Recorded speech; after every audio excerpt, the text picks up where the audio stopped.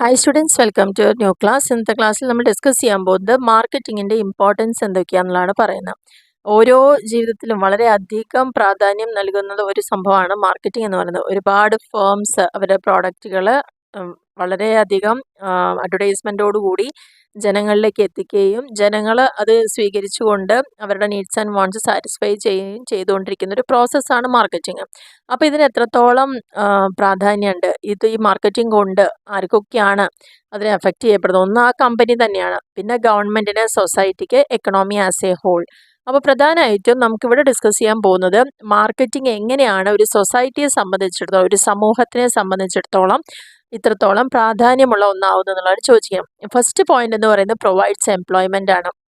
Provides employment എന്ന് പറഞ്ഞു കഴിഞ്ഞാൽ എന്താ? ഓരോ പുതിയ കമ്പനികൾ ഇത്തരത്തിലുള്ള പ്രോഡക്റ്റുകൾ സെയിൽ ചെയ്യുന്നതോട് കൂടിയിട്ട് ഒരുപാട് പേർക്ക് ജോലി സാധ്യത അവിടെ കൂടുന്നു എന്നുള്ളത് തന്നെയാണ്. കാരണം പുതിയ പുതിയ കാര്യങ്ങൾ വരുമ്പം അതിലേക്ക് പുതിയ ആളുകളെ നമ്മൾ റിക്രൂട്ട് ചെയ്യുന്നു, അവർക്കൊരു ജോബ് ഓപ്പർച്യൂണിറ്റി അവിടെ ക്രിയേറ്റ് ചെയ്യപ്പെടുന്നു. Effective and continuous employment production, അതായത് ആ പ്രൊഡക്റ്റ് ഉണ്ടാക്കിയെടുക്കുന്ന മുതൽ അൾട്ടിമേറ്റ് സെയിലിലേക്ക് വരുന്ന വരെയുള്ള ആ ഒരു കണ്ണിയിൽ അല്ലെങ്കിൽ ആ ചെയിൻ ഓഫ് പ്രോസസ്സിൽ എന്താണ്, ഒരുപാട് പേർക്ക് ജോലി ലഭിക്കൂ എന്നുള്ളതാണ്. പ്രൊഡക്ഷൻ, ഡിസ്ട്രിബ്യൂഷൻ, പ്രൊമോഷൻ, എല്ലാറ്റിലും ആളുകൾക്ക് കൂടുതൽ എംപ്ലോയ്മെൻറ്റ് ഓപ്പർച്യൂണിറ്റി അവിടെ കൊടുക്കും.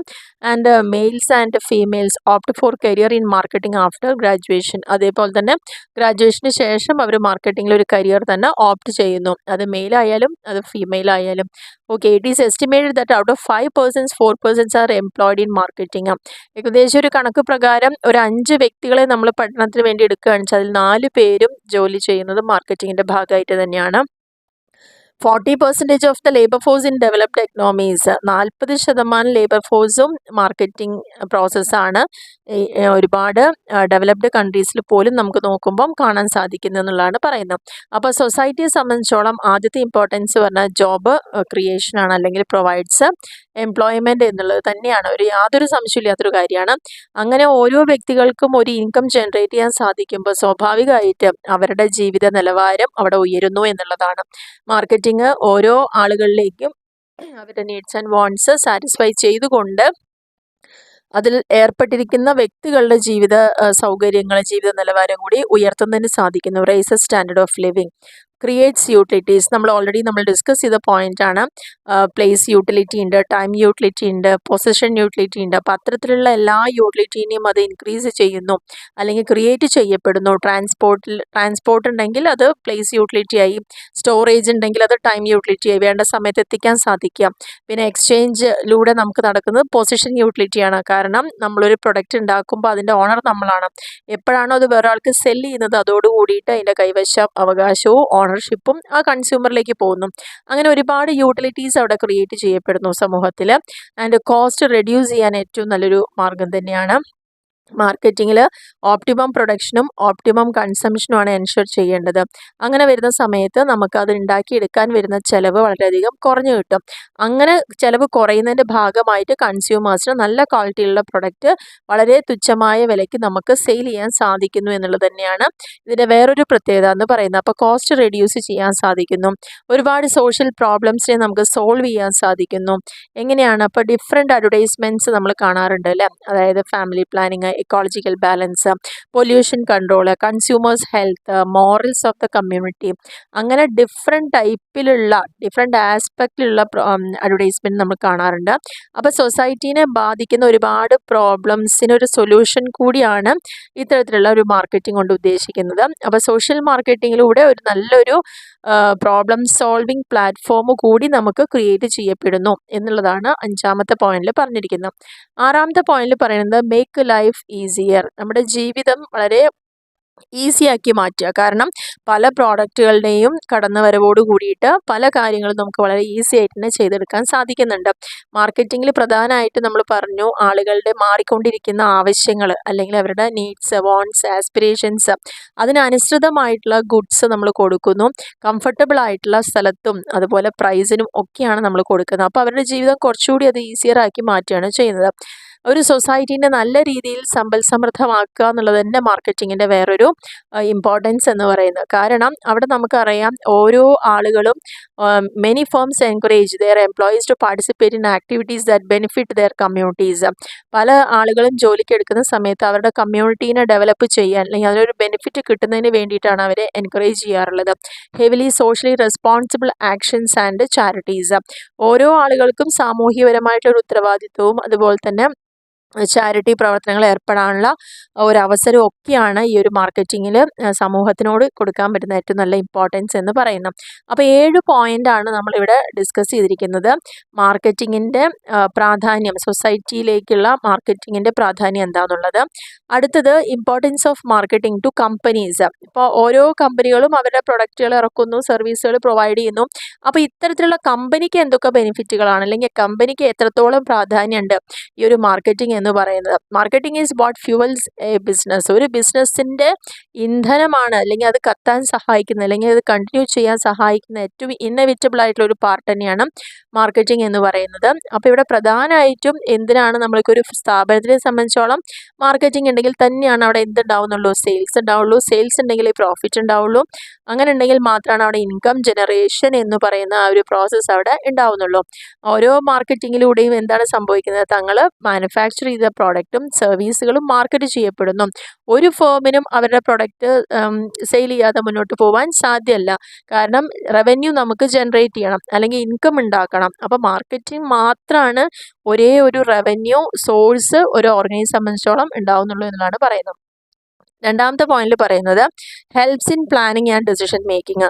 ഓരോ സ്ഥാപനത്തിലും കൃത്യമായിട്ട് അവർക്ക് എന്ത് തീരുമാനം എടുക്കണം, എങ്ങനെ പ്ലാൻ ചെയ്യണം, എങ്ങനെയൊക്കെയാണ് മാർക്കറ്റിംഗ് സ്ട്രാറ്റജിയും ഡിസിഷനൊക്കെ എടുക്കേണ്ടത് എന്നതിനൊക്കെ നല്ല രീതിയിൽ അഫക്റ്റ് ചെയ്യുന്ന ഒരു ഘടകം തന്നെയാണ് മാർക്കറ്റിംഗ് എന്ന് പറയുന്നത്. അതേപോലെ തന്നെ ഡിസ്ട്രിബ്യൂഷനെ സഹായിക്കുന്നു.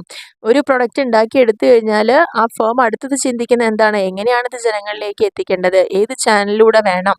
അപ്പോൾ വേരിയസ് ഓൾട്ടർനേറ്റീവ്സ് ഒക്കെ അവർക്ക് കിട്ടുന്നുണ്ട്. മാർക്കറ്റിംഗ് ഉണ്ടെങ്കിൽ അതിൽ ആ ഫേം സെലക്ട് ചെയ്യാൻ പറ്റും ഏത് ഡിസ്ട്രിബ്യൂഷൻ ചാനലിലൂടെ ഗുഡ്സ് കൺസ്യൂമറിലേക്ക് നമുക്ക് വളരെ കൺവീനിയൻ്റ് ആയിട്ട് കോസ്റ്റ് കുറച്ചുകൊണ്ട് എത്തിക്കാൻ സാധിക്കും എന്നൊരു തീരുമാനവും ആ ഒരു ഡിസ്ട്രിബ്യൂഷൻ എന്താ വേണ്ടത് എന്ന് തീരുമാനിക്കാനും ഒക്കെ നമുക്ക് മാർക്കറ്റിങ്ങിനോടെ മാത്രമാണ് സാധ്യമാവുള്ളൂ. നാലാമത്തെ പോയിന്റിൽ പറയുന്നത് ഹെൽപ്സ് ഇൻ എക്സ്ചേഞ്ചിങ് ഇൻഫർമേഷൻസ്. ഇനി ഈ മാർക്കറ്റിങ്ങിലൂടെ എന്താണ് കൈമാറ്റം ചെയ്യപ്പെടുന്നത്, കമ്പനിയും പ്രൊഡക്റ്റും അതുപോലെ തന്നെ ടോപ്പ് ലെവൽ മാനേജ്മെൻറ്റ് വേണ്ട വിവരങ്ങളും കൺസ്യൂമേഴ്സുമായി കണക്ട് ചെയ്ത വിവരങ്ങളും, അങ്ങനെ പല തരത്തിലുള്ള ഇൻഫർമേഷൻസ് എക്സ്ചേഞ്ച് ചെയ്യപ്പെടുന്ന ഒരു പ്രോസസ്സ് കൂടിയാണ് മാർക്കറ്റിംഗ് എന്ന് പറയുന്നത്. അഞ്ചാമത്തെ പോയിന്റിൽ പറയുന്നത് helps adapt to changing environment. മാറിക്കൊണ്ടിരിക്കുന്ന ചുറ്റുപാടുകൾക്ക് അനുസരിച്ച് നമ്മളതിനെ എന്താ പറയുക, അഡാപ്റ്റ് ചെയ്യാൻ, ഉൾക്കൊള്ളാൻ സാധിക്കണം എന്നുള്ളതാണ് പറയുന്നത്.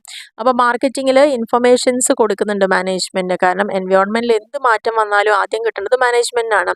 എന്നാൽ മാത്രമാണ് അവർക്ക് അതിനനുസരിച്ച് പുതിയ പ്രൊഡക്റ്റുകളും കാര്യങ്ങളൊക്കെ ചെയ്യാൻ പറ്റുള്ളൂ. നിലവിലുള്ള പ്രൊഡക്റ്റിൽ എന്ത് മാറ്റം കൊണ്ടുവരണം, പുതിയ പ്രൊഡക്റ്റ് ആവശ്യമുണ്ടോ എന്നുള്ള കാര്യങ്ങളെക്കുറിച്ച് തീരുമാനമെടുക്കാൻ സാധിക്കുള്ളൂ.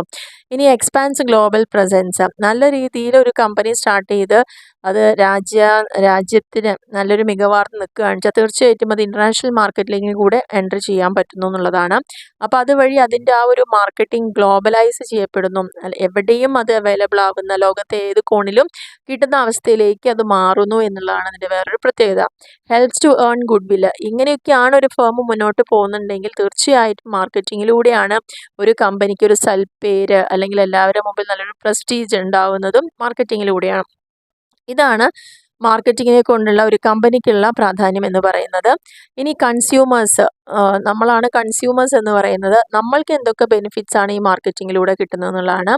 അതിൽ ഫസ്റ്റ് പോയിന്റ് എന്ന് പറയുന്നത് നമ്മൾക്ക് ക്വാളിറ്റി പ്രൊഡക്റ്റുകൾ കിട്ടുക. നല്ല കമ്പനികൾ വരികയും അവർ ഒരുപാട് റിസർച്ചും ഡെവലപ്മെൻറ്റ്സും ഒക്കെ ചെയ്യുക വഴി നമുക്ക് നല്ല നല്ല പ്രോഡക്റ്റുകൾ അവൈലബിൾ ആവുന്നു, ക്വാളിറ്റി ഇമ്പ്രൂവ് ചെയ്യാൻ പറ്റുക. അപ്പോൾ കൺസ്യൂമേഴ്സിന് നല്ല ക്വാളിറ്റിയുള്ള പ്രൊഡക്റ്റുകൾ കിട്ടുന്നുള്ളതാണ്. Next provides variety of product. ഒരുപാട് കമ്പനീസ് ഒരേ പ്രൊഡക്റ്റിൽ തന്നെ റിസർച്ച് ചെയ്തിട്ട് നമ്മൾക്ക് തരികയാണെങ്കിൽ അപ്പോൾ എന്താണ്, ഒരുപാട് വെറൈറ്റി നമുക്ക് സെലക്ട് ചെയ്യാൻ ഒരുപാട് ചോയ്സുകൾ അവിടെ ഉണ്ടാവുന്നു. Marketing facilities production distribution distribution of a wide variety of goods and services for use of the consumers. കൺസ്യൂമേഴ്സിന് യൂസ് ചെയ്യുന്നതിന് വേണ്ടിയിട്ട് ഒരു wide variety of goods and service തന്നെ പ്രൊവൈഡ് ചെയ്യപ്പെടുന്നു എന്നുള്ളതാണ്. ഇനി ഇംപ്രൂവ്സ് നോളജ് ഓഫ് കൺസ്യൂമേഴ്സ്. കൺസ്യൂമേഴ്സിൻ്റെ നോളജ് ഇംപ്രൂവ് ചെയ്യപ്പെടുന്നു. കാരണം മാർക്കറ്റിംഗ് ചെയ്യുമ്പം തീർച്ചയായിട്ടും ഒരു ഇൻഫർമേഷനാണ് അവിടെ കൊടുക്കുന്നത്. പല പ്രോഡക്റ്റുകൾ, അതും പല മാധ്യമങ്ങൾ വഴി, TV, news paper, magazine, social media, അങ്ങനെ ഒരുപാട് മാധ്യമങ്ങളിലൂടെ അത് ജനങ്ങളിലേക്ക് എത്തുന്നു. അപ്പോൾ അവിടെ എന്താണ് ട്രാൻസ്ഫർ ചെയ്യപ്പെടുന്നത്? നോളജാണ് ട്രാൻസ്ഫർ ചെയ്യപ്പെടുന്നത്. And helps in selection. ഈ മാർക്കറ്റിങ്ങിലൂടെയാണ് നമുക്ക് എന്തുണ്ടാവുന്നത്? ഏറ്റവും നല്ല പ്രോഡക്റ്റ് സെലക്ട് ചെയ്യാൻ നമുക്ക് സാധിക്കുന്നത്. Different size, design, colour, price ഒക്കെ ഉണ്ടാവും. അപ്പോൾ അതിൽ നമുക്കൊരു ഓപ്ഷൻസ് കൺസ്യൂമേഴ്സിന് കിട്ടുന്നു എന്നുള്ളതാണ്. Next, consumer satisfaction. ഇനി ഏതൊരു പ്രൊഡക്റ്റ് വന്നാലും ഓരോ കസ്റ്റമറുടെ നീഡ്സും വാണ്ട്സും സാറ്റിസ്ഫൈ ചെയ്യുന്ന അതിനനുയോജ്യമായിട്ടൊരു പ്രൊഡക്റ്റ് സെലക്ട് ചെയ്യപ്പെടാനും അതെല്ലാറ്റിലും അവർ സാറ്റിസ്ഫൈ ചെയ്യാനും സാധിക്കുന്ന ഇത്തരത്തിലുള്ള മാർക്കറ്റിങ്ങിലൂടെയാണ്. അപ്പോൾ ഇത്രയാണ് ഒരു കൺസ്യൂമർ എന്നുള്ള ലെവലിൽ മാർക്കറ്റിങ്ങിൻ്റെ ഇമ്പോർട്ടൻസ് എന്ന് പറയുന്നത്. ഇനി മൊത്തത്തിൽ നമ്മുടെ സമ്പദ് വ്യവസ്ഥയ്ക്ക് എങ്ങനെയാണ് ഇതിൻ്റെ പ്രാധാന്യം എന്ന് പറയുന്നുണ്ട്. അപ്പോൾ ഇതിൽ പ്രധാനമായിട്ട് പറഞ്ഞിരിക്കുന്നത് first one, saves the economy from depression. അതായത് നമ്മുടെ ബിസിനസ് സൈക്കിളിൽ ഏറ്റവും കൂടി നിൽക്കുന്ന, നമുക്ക് ഇൻട്രൊഡ്യൂസ് ചെയ്ത് കഴിഞ്ഞാൽ തന്നെ അത് ഏറ്റവും ടോപ്പിലേക്ക് പോയി വീണ്ടും അത് താഴേക്ക് വരുന്ന ഒരു അവസ്ഥയാണ്. അതൊരു സൈക്കിളാണ് ബിസിനസ് സൈക്കിൾ എന്ന് പറയുന്നത്. അപ്പോൾ ഇവിടെ fullest utilisation of the existing capacity of the ഫേംസിൻ്റെ മാക്സിമം കപ്പാസിറ്റിനെ യൂട്ടിലൈസ് ചെയ്യുന്ന ഒരു സ്റ്റേജാണ് മാർക്കറ്റിംഗ്. ഒരു ഡിപ്രഷൻ സമയത്ത് പർച്ചേസിങ് പവർ എങ്ങനെയായിരിക്കും? കൺസ്യൂമേഴ്സിൻ്റെ വളരെ ലോയിലായിരിക്കും. അപ്പോൾ മാർക്കറ്റിംഗ് ഡെവലപ്പ് ചെയ്യുന്ന പുതിയ മാർക്കറ്റുകളും പുതിയ പ്രൊമോഷണൽ ടൂൾസും അങ്ങനെ എക്കണോമീനെ സേവ് ചെയ്യാൻ വേണ്ടിയിട്ട് അവിടെ മാർക്കറ്റിംഗ് നല്ലൊരു റോള് വഹിക്കുന്നുണ്ട്. Increase in national income. എല്ലാവരും ഈ ഒരു മേഖലകൾ ഓപ്പൺ ചെയ്യപ്പെടുകയും എംപ്ലോയ്മെൻറ്റും കൊടുത്തു തുടങ്ങുകയാണെങ്കിൽ തീർച്ചയായും ദേശീയ തലത്തിൽ അതിൻ്റെ വരുമാനം, ഓരോ ആളുകളുടെയും വരുമാനം അവിടെ ഇൻക്രീസ് ആവുന്നു. അപ്പോൾ അങ്ങനെ നല്ല രീതിയിൽ ഹയർ ഇൻകം ഏൺ ചെയ്യാൻ പറ്റുമ്പം പുതിയ മാർക്കറ്റുകളും എക്സ്പാൻഡ് ചെയ്യപ്പെടുന്നു. അപ്പോൾ ആ ഒരു പ്രൊഡക്ഷനും കൺസംഷനും കൂടുന്നു. അൾട്ടിമേറ്റ്ലി എന്താവും? നാഷണൽ ഇൻകം ഇൻക്രീസ് ചെയ്യുന്നു എന്നുള്ളതാണ് ഇതിൻ്റെ പ്രത്യേകത. ഇനി മൂന്നാമത്തെ പോയിന്റിൽ പറയുന്നത് എക്കണോമിക് ഗ്രോത്ത്. മൂന്നാമത്തെ പോയിന്റ്, എക്കണോമിക് ഗ്രോത്ത് ഉണ്ടാവുന്നു, സാമ്പത്തിക സ്ഥിതി മെച്ചപ്പെടുന്നു, വളർന്നു വരുന്നു എന്നുള്ളതാണ് പറയുന്നത്. Economic system moves forward with marketing activities by using the scarce resources effectively. നമുക്ക് കിട്ടാൻ ദൗർലഭ്യം അനുഭവിക്കുന്ന റിസോഴ്സുകൾ എന്താണോ അതിനെ ഇഫക്റ്റീവായിട്ട് യൂട്ടിലൈസ് ചെയ്യുകയും പ്രൊഡ്യൂസ് ചെയ്യുകയും യൂസ്ഫുൾ കമ്മോഡിറ്റീസ് ആക്കി മാറ്റുക. ആൻഡ് കൺസംഷൻ നീഡ്സ് സൊസൈറ്റിയുടെ കൃത്യമായി മീറ്റ് ചെയ്യപ്പെടുക. ഇതിന് വഴിയാണ് നല്ലൊരു സാമ്പത്തിക വളർച്ച ഉണ്ടാവുന്നത്. അപ്പോൾ മാർക്കറ്റിംഗ് ഒരു സമ്പദ് വ്യവസ്ഥയെ സൃഷ്ടിക്കുന്നു എന്നുള്ളത് തന്നെയാണ് പറയുന്നത്. നാലാമത്തെ പോയിന്റിൽ പറയുന്നത് ploughing back of resources. Marketing generate ചെയ്യുന്നത് എന്താണ്? Resources that are ploughed back to the economic system. This promote the growth cycle of the country. നമ്മുടെ രാജ്യത്തിൻ്റെ ഉയർച്ചേനെ അല്ലെങ്കിൽ ഗ്രോത്തിനെ, വളർച്ചേനെ പ്രൊമോട്ട് ചെയ്യാൻ നമ്മുടെ കയ്യിലുള്ള റിസോഴ്സുകളെ മാക്സിമം യൂട്ടിലൈസ് ചെയ്യാനും അതിൻ്റെ ഗുണങ്ങൾ മനസ്സിലാക്കി പുതിയ റിസോഴ്സുകളെ കണ്ടെത്താനും ഒക്കെ ഇതിൽ സഹായിക്കുന്നു എന്നുള്ളതാണ് പറയുന്നത്. ഇനി ഇന്ത്യൻ എക്കണോമിയിൽ ഇപ്പം നമ്മൾ ഡിസ്കസ് ചെയ്തത് പ്രധാനമായിട്ടും മാർക്കറ്റിംഗ് കൊണ്ട് സൊസൈറ്റിക്ക്, കമ്പനിക്ക്, കൺസ്യൂമേഴ്സിന് മൊത്തത്തിലുള്ള എക്കണോമിക്കുള്ള ഉപയോഗങ്ങളും അല്ലെങ്കിൽ പ്രാധാന്യമാണ് പറഞ്ഞത്. ജസ്റ്റ് ഇന്ത്യയിൽ ഇപ്പം നമ്മുടെ രാജ്യം ഇന്ത്യ ആയതുകൊണ്ട് ഇന്ത്യക്ക് എങ്ങനെയൊക്കെയാണ് ഇതിൻ്റെ ഒരു മാർക്കറ്റിങ്ങിൻ്റെ ഇമ്പോർട്ടൻസ് എന്ന് പറയുന്നുണ്ട്. ഇതിൽ പ്രധാനമായിട്ടും നമ്മൾ പറയുന്ന മെയിൻ പോയിന്റുകളാണ് increase in employment opportunities. Common ആയിട്ടുള്ള കുറേ പോയിന്റ് തന്നെയാണ്. നല്ല രീതിയിൽ ആളുകൾക്ക് തൊഴിൽ സാധ്യത, തൊഴിൽ മേഖലകൾ സൃഷ്ടിക്കപ്പെടുന്നു. ബാലൻസ്ഡ് ഗ്രോത്ത് ഓഫ് എക്കോണമി നമ്മുടെ സമ്പദ് വ്യവസ്ഥയെ നമുക്ക് ബാലൻസ് ചെയ്ത് പോകാൻ പറ്റുക. ഓരോ ആളുകളുടെയും വരുമാനം ഇൻക്രീസ് ചെയ്യുന്നു. അതേപോലെ തന്നെ ഗുഡ്സ് സെയിൽ ചെയ്യപ്പെടുന്നതൊക്കെ ഭയങ്കരമായിട്ട് ഇൻക്രീസ് ചെയ്യുന്നു. കാരണം എല്ലാവർക്കും ജോലി ഉണ്ടെങ്കിൽ വരുമാനം ഉണ്ടാവും. വരുമാനം ഉണ്ടെങ്കിൽ അവരുടെ സ്റ്റാൻഡേർഡ് ഓഫ് ലിവിങ് അവിടെ കൂടും. അപ്പോൾ അവർക്ക് ഏത് ഗുഡ്സും വാങ്ങാൻ അവിടെ സാധ്യത കൂടുതലാണ്. അപ്പോൾ അതുവഴി പ്രോഡക്റ്റുകളുടെ സെയിൽസ് നല്ല രീതിയിൽ ഇൻക്രീസ് ചെയ്യും. സെയിൽസ് കൂടുമ്പോൾ ഓട്ടോമാറ്റിക്കലി അവിടെ എന്തുണ്ടാവും? പ്രോഫിറ്റ് ഉണ്ടാവുന്നു. പിന്നെ ട്രാൻസ്പോർട്ട് ആൻഡ് കമ്മ്യൂണിക്കേഷൻ മെച്ചപ്പെടുന്നു. വെയർഹൗസിംഗ് സൗകര്യങ്ങൾ കൂടുതലായിട്ട് വേണ്ടി വരുന്നു. പുതിയ മീഡിയ ഓഫ് അഡ്വർടൈസ്മെൻറ്റും സെയിൽസ് പ്രൊമോഷനും ഒക്കെ ഡെവലപ്പ് ചെയ്യപ്പെടുന്നു. അതുവഴിക്ക് ഫെസിലിറ്റേറ്റ് ഫംഗ്ഷൻ ആയിട്ടുള്ള നമ്മുടെ ബാങ്കിങ്ങും ഇൻഷുറൻസ് ഇൻഡസ്ട്രിയൊക്കെ ഒന്നുകൂടി ഡെവലപ്പ് ആവും. പുതിയ രീതിയിലുള്ള ഫണ്ട് റേസിംഗ് ഉള്ള കാര്യങ്ങളൊക്കെ ഇൻട്രൊഡ്യൂസ് ചെയ്യപ്പെടുന്നുണ്ട്. ഓരോ വ്യക്തികളുടെയും ജീവിത നിലവാരം ഇംപ്രൂവ് ചെയ്യപ്പെടുന്നുണ്ട്. അതുവഴി ഓരോ വ്യവസായങ്ങളും ഇൻഡസ്ട്രിയൽ ഡെവലപ്മെൻറ്റും അവിടെ സാധ്യമാവുന്നു. മാക്സിമം യൂട്ടിലൈസേഷൻ ഓഫ് അവൈലബിൾ റിസോഴ്സിനെ നമുക്ക് നമ്മുടെ കയ്യിൽ എന്താണോ ഏറ്റവും ധാരാളമായിട്ടുള്ള റിസോഴ്സുകൾ അതിനെ നമുക്ക് നല്ല രീതിയിൽ യൂട്ടിലൈസ് ചെയ്യാൻ സാധിക്കുന്നു. ആൻഡ് ഇത്രയും കഴിഞ്ഞു കഴിഞ്ഞാൽ നമുക്കിത് വേണമെങ്കിൽ എന്ത് ചെയ്യാം, എക്സ്പോർട്ട് കൂടി ചെയ്യാം. മറ്റുള്ള വിദേശ രാജ്യങ്ങളിലേക്ക് പോലും കയറ്റി അയക്കാനുള്ള സാധ്യത അവിടെ വളരെ കൂടുതലാണ്. അങ്ങനെ നമ്മൾ ചെയ്യുകയാണെങ്കിൽ തീർച്ചയായിട്ടും അത് നമ്മുടെ ദേശീയ വരുമാനം, നാഷണൽ ഇൻകം ഇൻക്രീസ് ചെയ്യാനും കൂടിയിട്ട് സാധിക്കുന്നു എന്നുള്ളതാണ് പറയുന്നത്. അപ്പോൾ നമ്മുടെ ഈ ഒരു ചെറിയ ടോപ്പിക്കിൽ വളരെ ഇമ്പോർട്ടൻ്റ് ആയിട്ടുള്ള ഒരു എസ്സേ ക്വസ്റ്റ്യൻ ചാൻസ് കൂടുതലുള്ളൊരു പോർഷനാണിത്. ഒന്നില്ലെങ്കിൽ ഒരു ഷോർട്ട് എസ്സേക്കുള്ള ഒരു ക്വസ്റ്റ്യൻസ്, അതായത് what are the importance to society, അല്ലെങ്കിൽ കൺസ്യൂമർക്ക് മാത്രമുള്ള ഇമ്പോർട്ടൻസ് ചോദിക്കാം, എക്കണോമിക്കുള്ള ഇമ്പോർട്ടൻസ്, അങ്ങനെ ഏതെങ്കിലും ഒന്ന് മാത്രമായിട്ടും ചോദ്യങ്ങൾ പ്രതീക്ഷിക്കാം. അല്ലെങ്കിൽ മൊത്തത്തിൽ എന്താണ് മാർക്കറ്റിങ്ങിൻ്റെ ഇമ്പോർട്ടൻസ് എന്ന എസ്സേ ആയിട്ടും ചോദ്യങ്ങൾ വരാം. അപ്പോൾ വളരെ ഇമ്പോർട്ടൻ്റ് ആയിട്ടുള്ള ഒരു ടോപ്പിക്ക് തന്നെയാണത്. അപ്പോൾ ഇപ്പോൾ ഞാൻ പറയുന്നത് എന്താണെന്ന് വെച്ച് കഴിഞ്ഞാൽ ചെറിയൊരു മാറ്റം മാത്രമാണ് നമ്മുടെ പുതിയ ടെക്സ്റ്റ് ബുക്കിലുള്ളൂ. അപ്പോൾ ടെക്സ്റ്റ് കിട്ടാത്ത ആളുകളുണ്ടെങ്കിൽ പഴയ ടെക്സ്റ്റ് യൂസ് ചെയ്യാം. അതിൽ കുറച്ച് പോർഷൻസ് പുതിയതുണ്ട്, അത് മാത്രം ഒന്ന് നോട്ട് ചെയ്താലും മതിയാകും. അപ്പോൾ ഞാൻ ഓൾറെഡി മാർക്കറ്റിംഗ് മാനേജ്മെൻറ്റ് അപ്ലോഡ് ചെയ്തിട്ടുണ്ട് ഈ ഒരു ചാനലിൽ. അപ്പോൾ ലിങ്ക് ഞാനിവിടെ ഡിസ്ക്രിപ്ഷനിൽ കൊടുക്കാം, വേണ്ടവർക്ക് അത് കൂടിയിട്ട് യൂസ് ചെയ്യാവുന്നതാണ്. അപ്പോൾ ഈ ഒരു വീഡിയോ നിങ്ങൾക്ക് എല്ലാവർക്കും ക്ലിയർ ആയി എന്ന് വിചാരിക്കുന്നു. നിങ്ങൾക്ക് ക്ലിയർ ആയി വീഡിയോ ഇഷ്ടമാവുകയാണെന്ന് വെച്ചാൽ തീർച്ചയായിട്ടും ലൈക്ക് ചെയ്യാനും ഷെയർ ചെയ്യാനും കമൻറ്റ് ചെയ്യാനൊന്നും മറക്കരുത്. അതേപോലെ തന്നെ സബ്സ്ക്രൈബ് ചെയ്യാതെ ആരെയും കാണുന്നുണ്ടെങ്കിൽ തീർച്ചയായിട്ടും സബ്സ്ക്രൈബ് ചെയ്യുക, ബെൽ ബട്ടൺ പ്രസ് ചെയ്യുക. എന്നാൽ മാത്രമാണ് നമ്മളിടുന്ന വീഡിയോസ് യഥാസമയം നിങ്ങൾക്ക് നോട്ടിഫിക്കേഷനായിട്ട് ലഭിക്കുകയുള്ളൂ. Okay, thank